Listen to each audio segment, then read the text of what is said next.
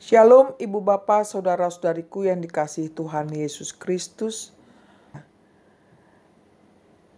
Ibu Bapa, Saudara-saudariku, marilah kita mempersiapkan hati dan pikiran kita untuk menyambut firman Tuhan yang menjadi khotbah minggu pada hari memperingati kematian Tuhan Yesus Kristus.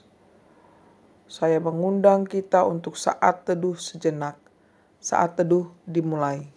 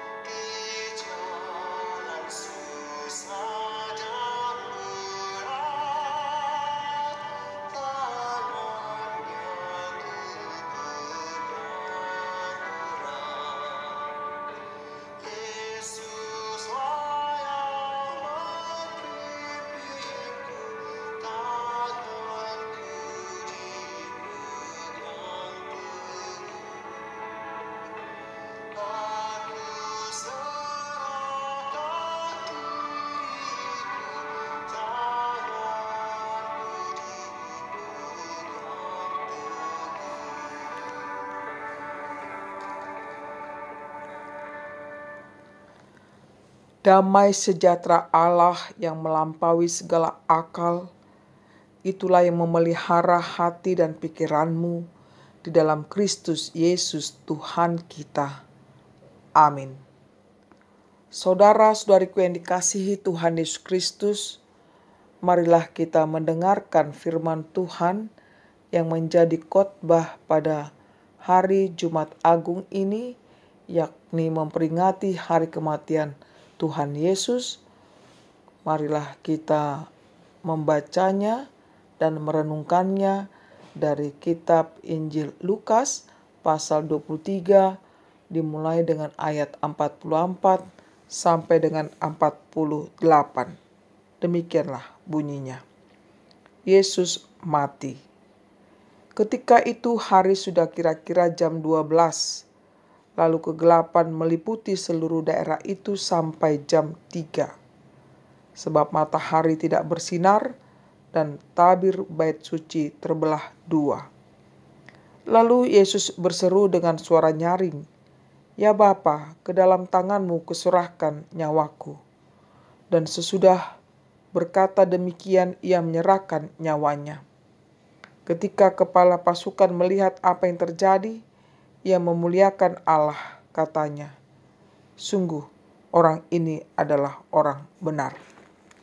Dan sesudah seluruh orang banyak yang datang berkerumun di situ untuk tontonan itu, melihat apa yang terjadi itu, pulanglah mereka sambil memukul-mukul diri. Demikian bunyinya. Saudara-saudariku yang dikasihi Tuhan Yesus Kristus, di hari Jumat Agung ini kita mengingat bahwa kematian Yesus memiliki makna atau kandungan rohani bagi orang percaya, yakni merupakan titik sentral rencana keselamatan Allah. Sebagai manusia berdosa, kita pun turut ambil bagian sebagai penyebab kematiannya. Dia, Yesus yang tidak berdosa, harus menanggung dosa-dosa kita, manusia, agar manusia itu memperoleh keselamatan yang kekal. Bukanlah kematian yang sia-sia yang dilakukan Yesus.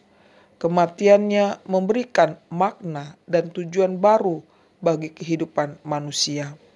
Kematiannya mengungkapkan betapa berharganya jiwa manusia di matanya.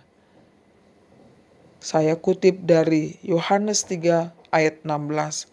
Karena begitu besar kasih Allah akan dunia ini, sehingga Ia telah mengaruniakan anaknya yang tunggal, supaya setiap orang yang percaya kepadanya tidak binasa, melainkan beroleh hidup yang kekal. Yang kedua, hanya ada satu peristiwa Jumat Agung, yaitu saat Yesus memberikan dirinya disalibkan di Bukit Golgota. Lalu setiap tahun kita merayakan dan mengingat keagungan Yesus Kristus. Suatu pertanyaan untuk kita semuanya. Sudahkah kita mengimani akan perbuatan Tuhan itu? Karyanya yang terbesar, yakni diberikan dirinya untuk menderita, menanggung dosa-dosa kita, lalu Dia harus sengsara, kemudian Dia mati di kayu salib. Lalu apakah buah dari iman kita kepadanya yang telah kita tunjukkan dalam kehidupan sehari-hari? Saya kutip dari Roma 5 ayat 3 sampai 5. Dikatakan di sana, bermegahlah dalam kesengsaraan, karena kesengsaraan menimbulkan ketekunan, lalu ketekunan menimbulkan tahan uji, dan tahan uji menimbulkan pengharapan. Inilah saudaraku yang terjadi bagi kehidupan yang disebut adalah orang-orang yang beriman kepada Kristus. Peristiwa kematian Yesus menurut Injil Lukas di dalam nats khotbah pada Jumat Agung ini adalah memberikan kesaksian bahwa ada kejadian-kejadian yang ajaib, memberikan kita banyak pengertian untuk semakin menghayati iman kita kepada Yesus Kristus. Yang di sana terdapat adalah yang pertama, kegelapan selama waktu 3 jam. Sekitar pukul 12 sampai jam 3, di mana matahari tidak bersinar saat Yesus di kayu salib, di mana yang terjadi adalah kegelapan. Peristiwa tersebut bukanlah gerhana matahari, karena bulan sedang purnama. Keajaiban yang diperlihatkan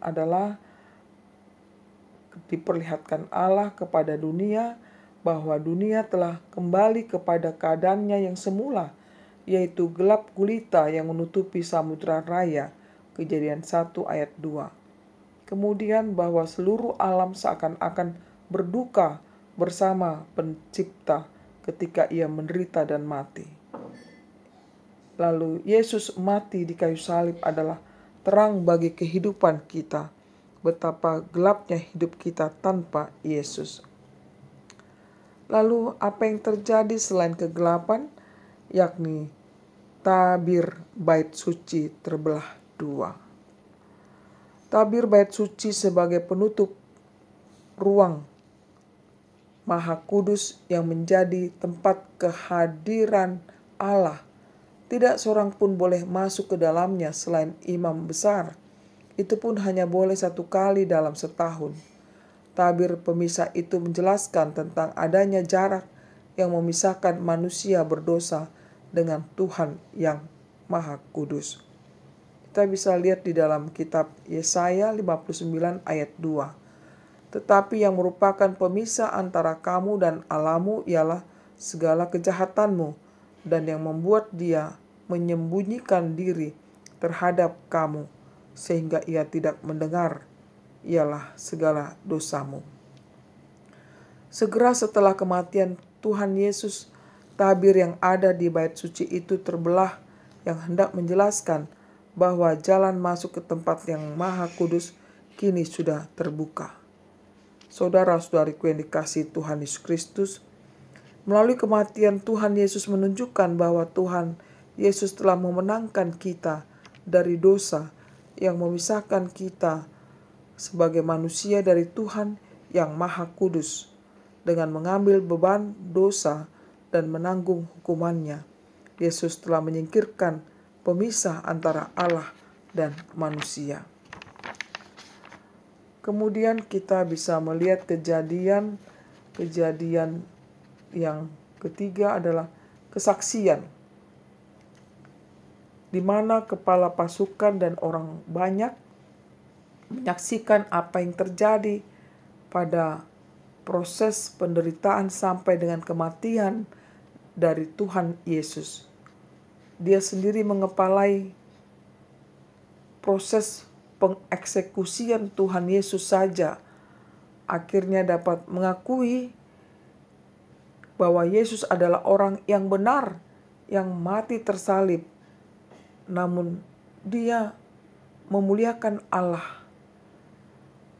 Saudara-saudariku yang dikasihi Tuhan Yesus Kristus, kalau sajalah kepala pasukan dan seluruh orang banyak ini yang belum mengenal Yesus sesungguhnya merasakan kedukaan atas kematian Yesus, bahkan mereka sampai memukul-mukul diri seakan menyesal apa yang telah terjadi dan apa yang telah mereka lakukan terhadap Yesus. Bagaimana dengan saudara dan saya, kita semua? Kita dituntut untuk semakin menghidupi pengorbanan Yesus dengan sungguh-sungguh melalui kita taat kepadanya. Sebagaimana Yesus telah taat kepada Allah Bapa, Yesus telah menyelesaikan seluruh perintahnya, bahkan sampai dia harus mati di kayu salib dengan mengatakan pada ayat 46, "Ya Bapa, ke dalam tanganmu kuserahkan nyawaku." Disinilah membuktikan bahwa dia telah menyempurnakan rencana Allah dan menyerahkan ke tangan Allah yang menciptakan kehidupan, yang menciptakan alam semesta, tangan Allah yang berkuasa atas kehidupan seluruhnya. Saudara-saudariku yang dikasihi Tuhan Yesus Kristus, kiranya makna dari memperingati hari kematian Tuhan pada Jumat Agung ini dapat menolong kita memahami dan mengubah kehidupan kita semakin menyadari betapa banyaknya dosa kita dan Yesus telah menanggung, telah menebus, dan telah memberikan keselamatan yang kekal bagi kita. Kiranya kita semakin hari semakin menyerahkan hidup kita kepada Tuhan Allah yang memimpin hidup kita dari sekarang sampai selama-lamanya. Amin.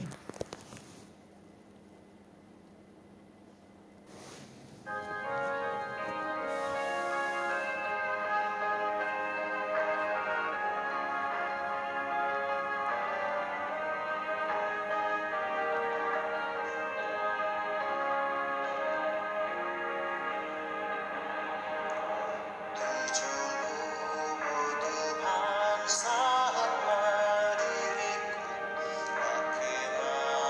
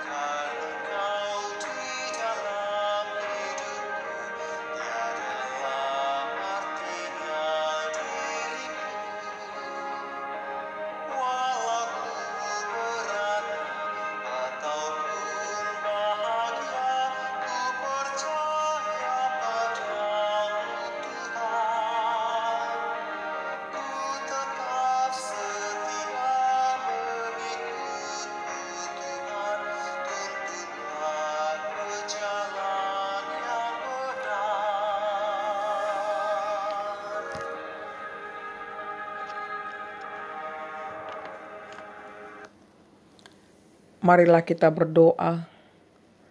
Sungguh kami bersyukur kepadamu ya Tuhan Allah kami, yang kami sembah dalam Yesus Kristus, di mana saat ini kami diingatkan dan disadarkan bahwa betapa besar kasih setiamu ya Tuhan, di mana Engkau telah menyerahkan hidupmu untuk menyelamatkan kami manusia.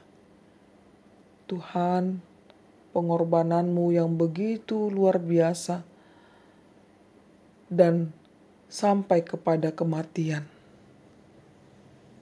Namun di sana di dalam firman Tuhan yang kami dengar bahwa terjadinya kejadian-kejadian yang ajaib. Alam semesta turut menyaksikan akan kematianmu, ya Tuhan. Demikian juga tabir bait suci terbelah dua.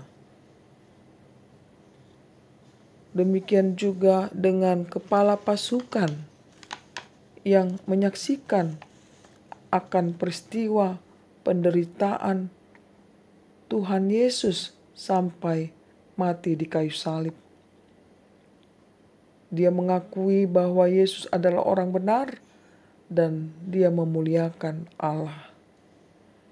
Ya Tuhan, biarlah peristiwa kematian Tuhan Yesus membawa perubahan hidup yang baru bagi kami. Kiranya kami hendak hidup seturut kehendak-Mu ya Tuhan. Oleh karena itu bimbinglah kami, mampukan kami untuk menjalani kehidupan ini. Seberat apapun tetap kami menyerahkan hidup kami kepadamu.